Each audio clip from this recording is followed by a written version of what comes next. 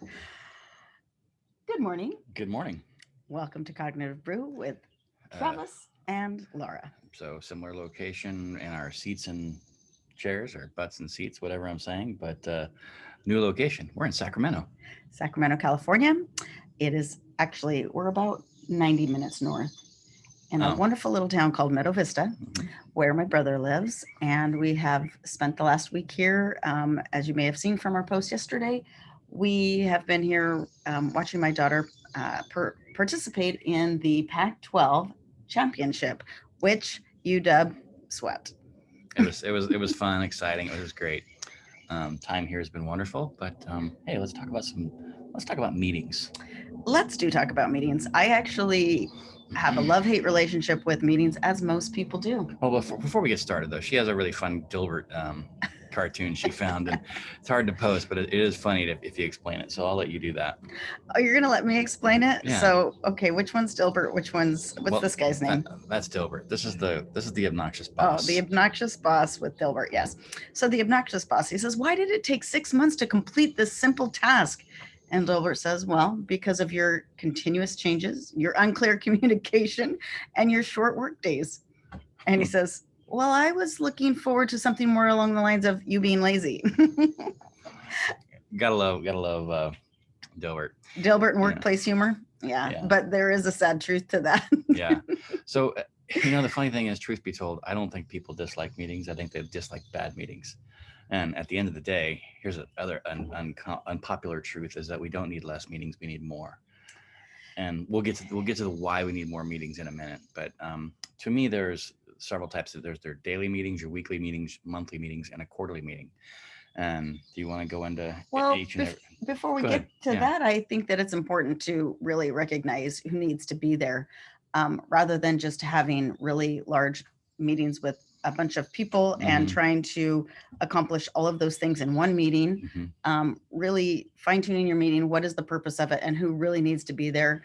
Um, Nobody wants to waste their time. So if it's a meeting that someone doesn't need to be there, it's if part of the culture is that you're uh, creating purpose around everything you do, then it will make sense that not everyone is invited to every meeting. And actually, they will appreciate that. Mm-hmm. So yes, agreed, and also respect for people's time. So if you're going to call a meeting, whoever called the meeting, the leader, the team lead, whoever that person is, be on time. It's the ultimate sign of respect to be on time and be prepared for a meeting. And I'm going to be counterintuitive because when I say be prepared, let's talk about a daily meeting really quick. Daily meeting is nothing more than a stand up, should be nothing more than 5 to 10 minutes. It's a roundup. When I say stand up, that means no butts and chairs. The reason for that is you don't, this isn't a chit chat meeting. This isn't a how was your Sunday dinner. This wasn't that conversation. It's a quick to the point. Where are you at in the project? What are you working on? The highlight, and it's designed to uh, for a quick check in and get rid of the email strings that go back and forth, voicemails, try to catch you while you're, at the copy machine or whatever it may be. Mhm. And so it's just a quick check in for those people, and everybody gets a chance to talk. It's important for clarity and Hmm. accountability. Yeah. Okay. So, I was a part of an organization, the Ben Kinney team, actually, in Bellingham, Washington. And one of the things that I loved, they had their Monday morning or meeting. What am I trying to say? Their morning meeting. Hmm. It was every day, and it was a check in. It was a stand up, and it was they called it their power up. Um, but whatever the purpose of your daily meeting is, that quick check in. Don't waste anyone's time. Get clarity on where you're at for the day, and then get into it. And I think at the end of the day, even with this, when you start from the beginning, as Laura shared her, one of the books she just reviewed was Vivid Vision. If everybody in the organization has an idea of where they're going, they will understand these little baby steps along the way are all contributing to the greater outcome. Yeah, yeah. And as when was it Lencioni who said it is a powerful connection tool? Yes, it is. So then let's move on to the next one, which is Okay. say a weekly meeting, Mm-hmm. and this is tactical. This is more of a staff meeting, if you will.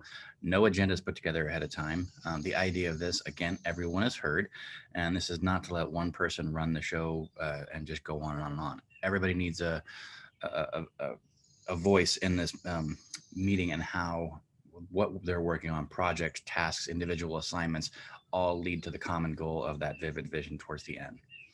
So more of a collaboration. Always a Okay. collaboration, yes. And there's going to be some time when that's going on, that it's you're going to have to, and you have to run the meetings and let everybody have a voice. I love it. So between the morning meeting and the weekly meeting, where does the one-on-one fit in?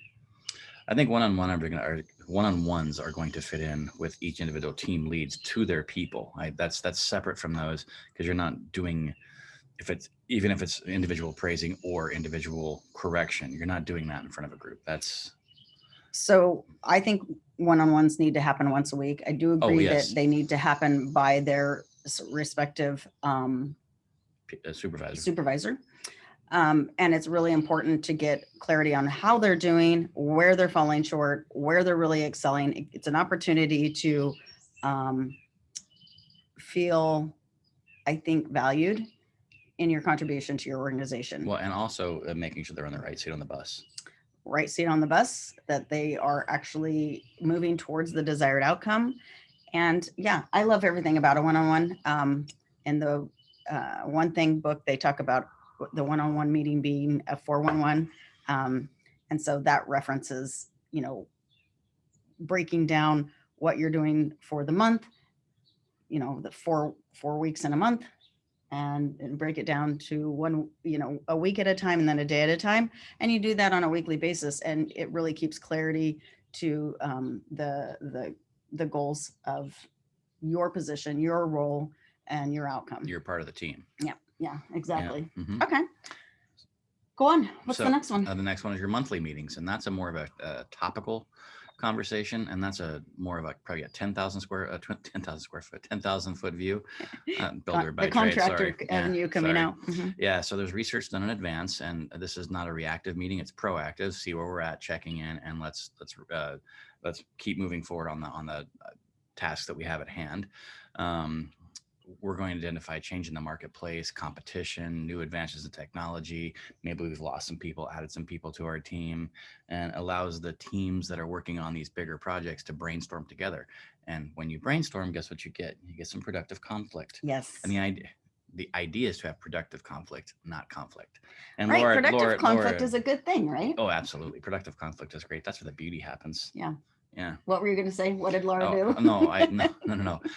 Laura actually does a beautiful talk on the conflict continuum, and on how the pendulum would swing back and forth, and where to find that balance of, okay, I can go this far with this, and it's not to spot in conflict. It's not to be restrained. It's to find out best communication method and how to get the best out of people. There's going to be all kinds of people on your team. There's going to be those who on the far side of the pendulum who tend to just agree with everything because they don't like conflict at all. And then there's going to be, the other side of it where you might have people on your team who might argue about everything, right? What are you talking about? Not him. But the sweet spot is coming to the middle where you are going to potentially step on toes, but you have to have that understanding that we're building an organization where your culture trusts each other. In your culture, that's just trust is the most important foundation. So when you have that, then productive conflict is much easier and a beautiful thing. Yeah, and then the last of the type of meetings is your quarterly meetings, and that's the bigger a retreat style meeting. You go off site to no distractions, the 30,000 foot view. You're going to slow down to speed up, or really check in on your agenda and how it's aligning with your end goals, your missions, your vision, vivid vision. And one of my favorite webinars that I do, actually, mostly because it's a real check-in for me, but I love it for our audience as well.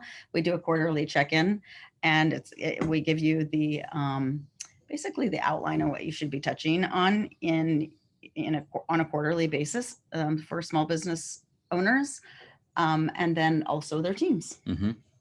Well, and then here's a fun little story. I really enjoy listening to Patrick Lencioni. He does fantastic talk, and I was listening to his conversation about meetings, and he talks about a budget meeting where we've all been a part of them. They're all dry and boring and numbers, and where are you at? And he says, and I agree with him 100% that we owe it to the organization and our teams and our customers and our stockholders and whoever we're involved with to be fully attentive, to be fully engaged, because we're the ones making the decisions on the resources, the outcome, and the net efficiency of our organization.